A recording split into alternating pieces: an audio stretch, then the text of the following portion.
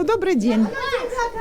Возвращаемся сегодня к той же проблеме. Проблема, к решению, к вопросу, рассмотрению вопроса о бездомных животных. Как ее решить? Эта проблема остается актуальной. К сожалению, у нас в республике мало что-либо меняется. Хотя закон есть, 498 закон о гуманном отношении к животным. Но он, к сожалению, очень мало выполняется. В некоторых регионах уже есть большой опыт положительный, но в основном направление такое, чтобы убрать животных любыми способами, убить, отравить. Очень большое количество людей, конечно, и против этого, потому что есть способы гуманного решения этого вопроса. Можно посмотреть, например, как на примере европейского опыта. Во многих странах этот вопрос давно уже решен. За несколько, лет за 10, за 15. В таких странах, как Голландия, Бельгия, Англия, Франция, вопрос решен. Нет бездомных животных вообще нет, даже приютов нет. И собак у них уже нет, потому что у них какой был принцип? 50 лет назад в Голландии был принят такой закон. Разбираем всех животных из приютов. И за это каждой семье платится пособие на содержание этих животных. Но в любой момент, в любое время, дня и ночи, может специальный человек прийти, это или полицейский, или из службы защиты животных, прийти и проверить, в каком состоянии животное, сделаны ли прививки, чем кормят. Обязательная кастрация, стерилизация животных. Ни одно животное не должно гулять на улице без хозяина, иначе огромные штрафы. Наш приют перенимает опыт этот европейский. И пытаемся за 5 лет применить эти же самые меры. За 5 лет у нас 60 собак нашли себе семьи. Мы нашли им семьи. Сейчас в приюте 49 собак. Все собаки кастрированные. Мальчик принес в завязанном пакете 5 щенков. Куда мы их должны? Они вырастут. Конечно, мы их не выбросили. Мороз был минус 50. Куда мы их должны деть, когда они вырастут? Просто выгнать на улицу, они погибнут. Поэтому, конечно, мы будем искать им семьи. Даже жители поселка, нравится им или не нравится, что мы возимся с животными, что мы их спасаем, все отмечают тот факт, что собак в поселке стало меньше, намного меньше. И в основном на улице собаки ходят какие? Домашние. Мы хотим выйти с предложением к главе администрации, вообще и к постсовету, решить ряд таких вопросов. В поселке у нас 20 человек, которые, как мы называем их, плодильщики, которые выбрасывают щенков. Мы этих щенков знаем, мы даже звоним. И мы хотим, чтобы их обязали стерилизовать. С нашей помощью мы готовы поделиться, у нас есть грант на 10 собак. Если даже поделиться с 50% скидкой стоимости этих услуг, тогда мы 20 собак простерилизуем, прокастрируем. Обратиться, если они против будут, то, значит, какие-то применять штрафные санкции к этим людям. Это не дело, что собаки ходят без хозяев. Оттуда и получаются такие страшные случаи. Они собираются в стаи, они нападают на людей. Опять вывод какой? Кто виноват? Люди виноваты, потому что это их щенки, которые выросли, смогли вырасти при минус 50, питаются они на мусорниках. Что с этих собак может быть? Но они не виноваты в этом. Виноваты мы, люди. Конечно, не мы, которые создают условия, наоборот, спасти животных. А эти явные плодильщики, которым им все равно. Для чего приют? Вообще приют создан не для того, чтобы собирать домашних собак, которые надоели хозяевам, и их щенков, и их приплод.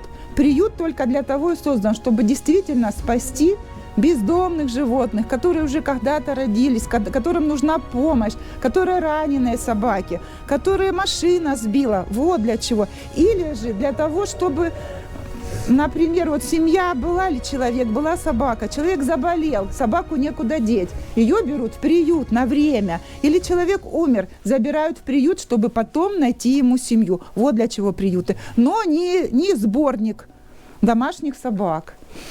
Вот. И, конечно, эта беспринципность нас многих, нас всех это как-то убивает.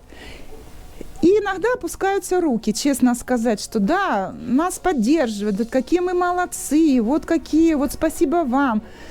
Пришло нам письмо, очень хорошее письмо. Один молодой человек написал, что он благодарен и низко кланяется нам за наш этот самоотверженный труд.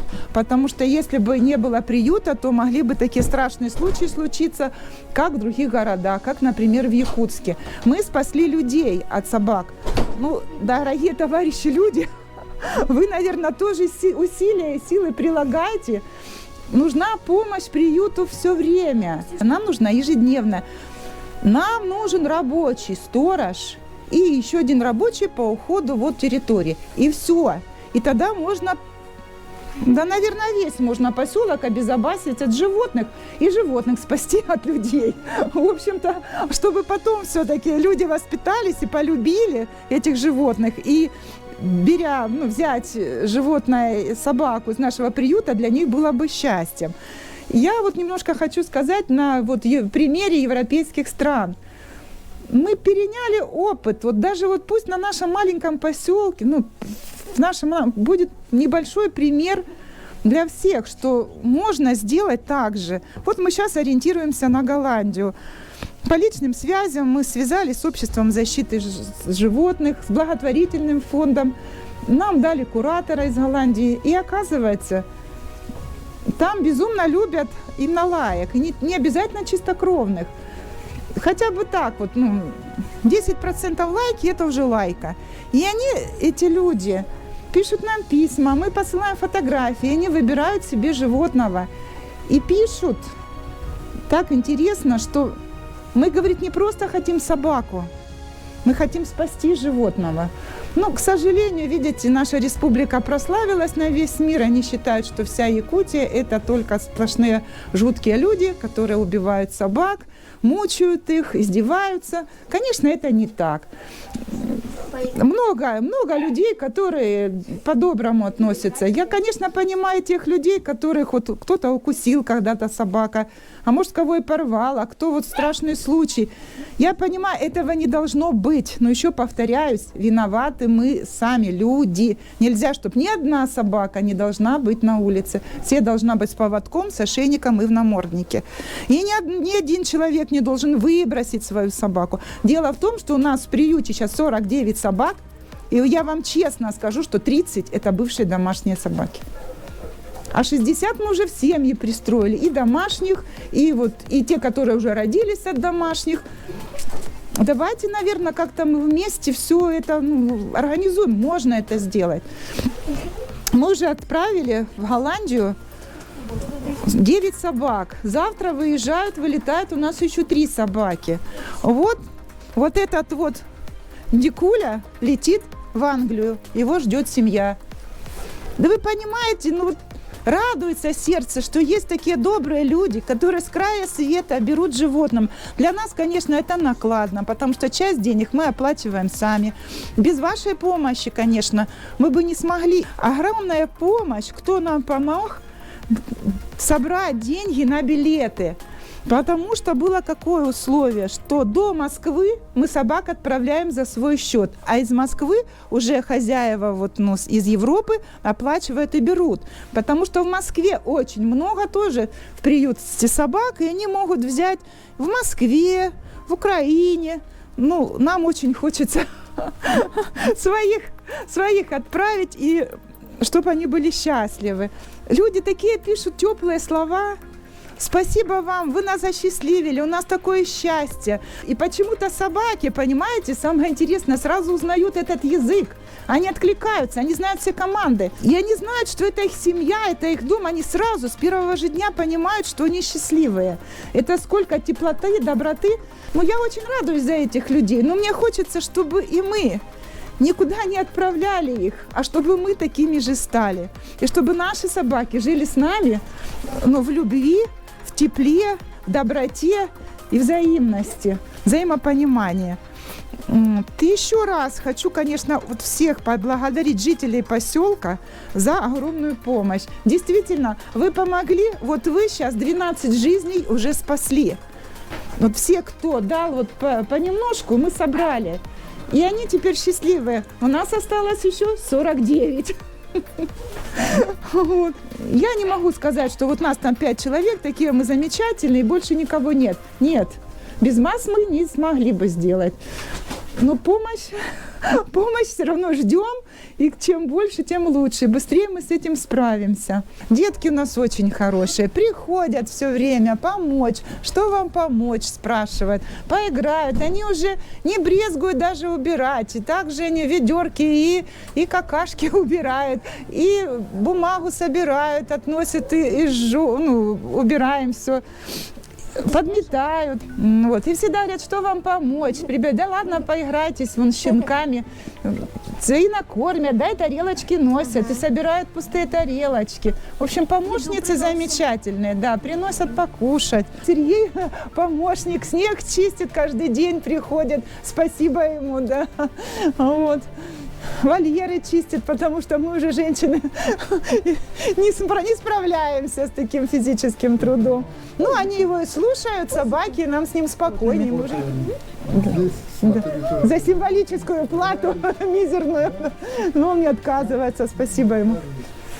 Говори. Обожаю животных, люблю их.